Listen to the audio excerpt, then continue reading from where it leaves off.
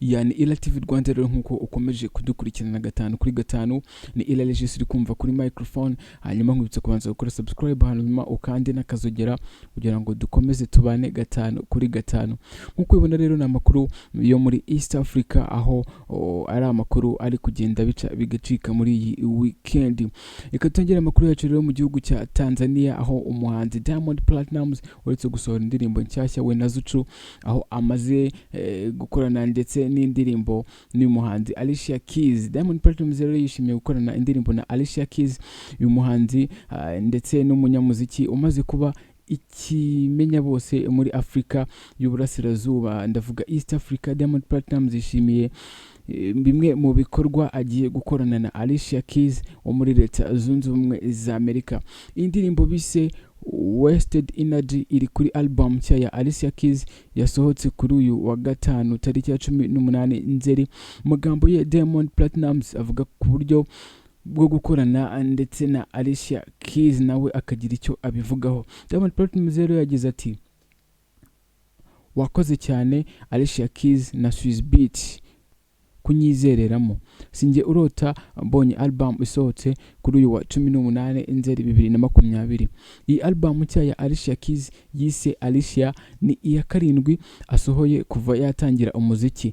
Yakozweho n'abaproducer batandukanye barimo Swizz Beatz, Ludwig Göransson, Robbie Knox, Johnny McDaddy ndetse n'abandi banyuranye. Byari byitezwe ko iyi album yari kuba yarasohotse muri Werurwe uyu mwaka, icyakora kubera icyorezo cya coronavirus cyangwa COVID-19 byarasubitswe, n'ubwo muri Gicurasi 2020 hasohotse zimwe mu ndirimbo zigize iyi album. Alicia Keys ntabwo aratangaza amatariki azakoreraho igitaramo bizazenguruka isi yose iyi album, ndetse no kuvuga ngo iyi album izazenguruka isi yose mu gihe azaba amaze gutegura neza iki gitaramo, ndetse n'ibi bitaramo agomba kuzengurutsa ku isi yose.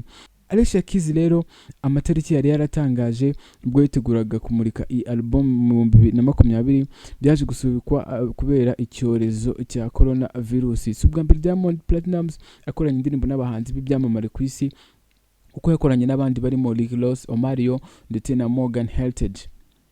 Indirimbo rero ya Alicia Keys ndetse na Diamond Platnumz ikaba ari indirimbo bise Wasted Energy, ikaba indirimbo iri kuri album Alicia Keys yise Alicia nkuko muri kugenda mubibona. Ikaba ari indirimbo rero ya kane kuri iyi album.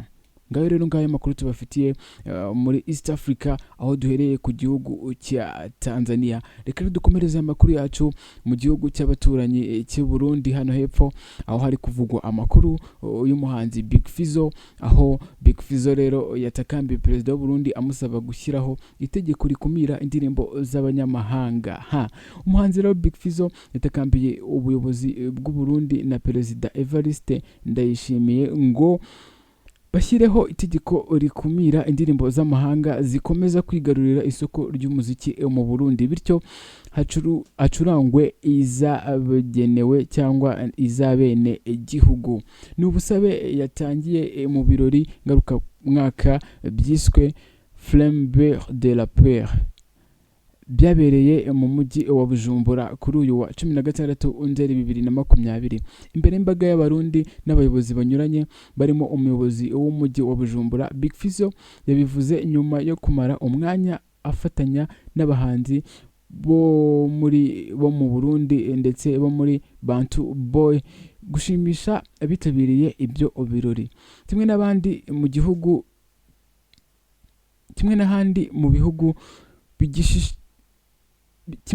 mu bihugu bigishakisha uburyo bwo guteza imbere umuziki waho, mu Burundi abahanzi baho bibaza icyo bakora ngo bisubize icyubahiro bahoranye mu muziki w'akarere mu myaka yo hambere. Kenshi usanga abahanzi baterana amagambo n'abanyamakuru n'aba DJ babashinja kudacuranga indirimbo zabo, ahubwo bagahitamo gucuranga indirimbo z'abanyamahanga. Byatumye Big Fizzo nk'umuhanzi mukuru afata icyemezo avuga mu izina ry'abandi bahanzi batakambira umukuru w'igihugu amusaba gutanga itegeko rikumira ibihangano biva hanze bagacuranga gusa iby'abarundi. Mu gihe cy'iminota 4 Big Fizzo cyangwa Sefarious nk'uko benshi bamwita yagize ati sinava hano ku rubyiniro ntabivuze. Ese mwibaza ari ryari cyangwa ari iyihe mpamvu umuziki w'u Burundi udatera imbere cyangwa ari ryari umuziki w'u Burundi uzatera imbere? Ntabyo muzi. Reka dushimire abanyamakuru, aba DJ n'abateza imbere umuziki. Abarundi turi miliyoni 12 ariko nta na rimwe indirimbo y'umurundi iragira abayireba miliyoni ku mbuga nkoranyambaga zabo cyangwa kuri YouTube. Ndashaka gutanga ubutumwa bwagera ku mukuru w'igihugu n'abayobozi bakuru bose. Turabasaba ko batanga itegeko ko mu birori byose ku maradiyo no mu tubyiniro bacuranga umuziki w'i Burundi. Big Fizzo yikomye bamwe mu ba DJ n'abanyamakuru bacuranga indirimbo zo hanze cyane, abasaba ko bazatembera mu bindi bihugu bakareba uko bateza imbere umuziki waho. Yavuze ko abarundi bafite ibihangano byinshi kandi byiza, asaba abanyamakuru n'aba DJ kubashyigikira ndetse no gushyigikira umuziki kugira ngo ukomeze gutera imbere. Ati n'umuyobozi w'umujyi wa Bujumbura ari hano. Nyakubahwa umuyobozi, by'umwihariko mu mujyi turabasabye mutanga itegeko mu birori ndetse n'ahandi ndetse no mu tubyiniro bacuranga indirimbo z'i Burundi, tuzatera imbere. Ndabizi ko abarundi bakunda indirimbo zacu ariko batazihabwa akenshi. Rero ni Big Fizzo aho yarimo aratanga igitekerezo cyo kugira ngo ijwi ryabo cyangwa ibihangano by'abarundi bikomeze bikinwe, dore ko umuhungu Big Fizzo ari kubarizwa mu itsinda rya Bantu Boy, aho bari gukora ibintu bigiye binyuranye ndetse n'ibitaramo bigiye binyuranye kuko arimo abahungu benshi bagiye bafite impano. Reka rero dukomereze amakuru yacu yo muri East Africa twabateguriye uyu munsi ari exclusive mu gihugu cya Uganda. Mu gihugu cya Uganda rero Miss Uganda ntizaba uyu mwaka. Oliver Nakakande azagumana ikamba rye. Amarushanwa y'ubwiza ku rwego rw'igihugu cya Uganda cyangwa Miss Uganda nta kibaye uyu mwaka kubera icyorezo cya coronavirus cyabikomye mu nkokora. Ibi bihaye amahirwe Oliver Nakakande kugumana ikamba kugeza umwaka utaha. Miss Uganda iba buri mwaka, uwatsinze agahagararira Uganda mu marushanwa y'ubwiza ku rwego rw'isi cyangwa Miss World, ariko kubera coronavirus irushanwa ry'uyu mwaka ntirizaba.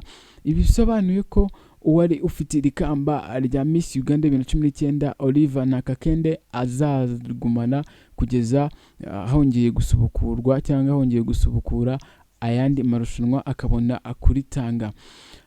Icyemezo cyo guhagarika irushanwa muri Uganda cyatangajwe n'umwe mu bategura ndetse akagira n'ibikorwa ndetse akagira n'uruhare muri ibi bikorwa, Blenda na Nyanjo, nyuma ya gatoya yuko amarushanwa menshi y'ubwiza mu bihugu bitandukanye atazaba.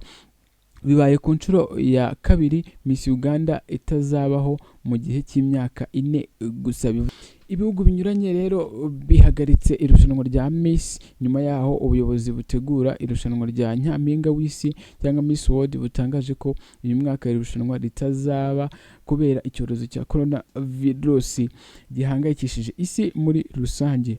Julia Moran, umuyobozi mukuru wa Miss World Organization, avuga ko icyambere ari ukwirinda ukarinda n'abandi muri ibi ibihe. Ndetse rero tunabibutse ko no mu Rwanda nawe Miss Naomi atazitabiriye Miss World kuko rero itazaba cyangwa yasubitswe.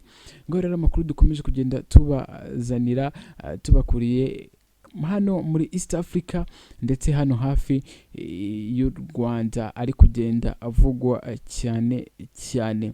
Reka rero twinjire hano mu Rwanda mu gihugu cyacu aho ari kuvugwa amakuru mashya ndetse n'amakuru meza cyane ku nkuru ya Alpha Rwirangira uherutse kurushinga ndetse agakora n'ubukwe bwiza cyane ko byatunguye abantu kubona uyu musore Alpha Rwirangira akoze ubukwe. Alpha Rwirangira rero amaze gukora ubukwe ndetse amaze no gutegura neza YouTube channel ye, akaba yasohoye seri cyangwa filme iri seri y'uruhererekane yitwa The Rwirangirazi. The Rwirangirazi rero ni season imaze kugira episode ebyiri ariko ivuga ku buzima bwe cyangwa ku mateka ye. Ni ukuvuga ngo rero Alpha Rwirangira mu masaha make ashize nk'uko kubibona mu isaha imwe, Alpha Rwirangira kuri Instagram ye yapostinzeho The Rwirangirazi nka seri nshyashya episode yayo ya kabiri arimo arasohora, aho yagize ati we thought that we were cousins and end up becoming husband and wife. Bivuze ngo Alpha Rwirangira bari yarazi ko we n'umugore we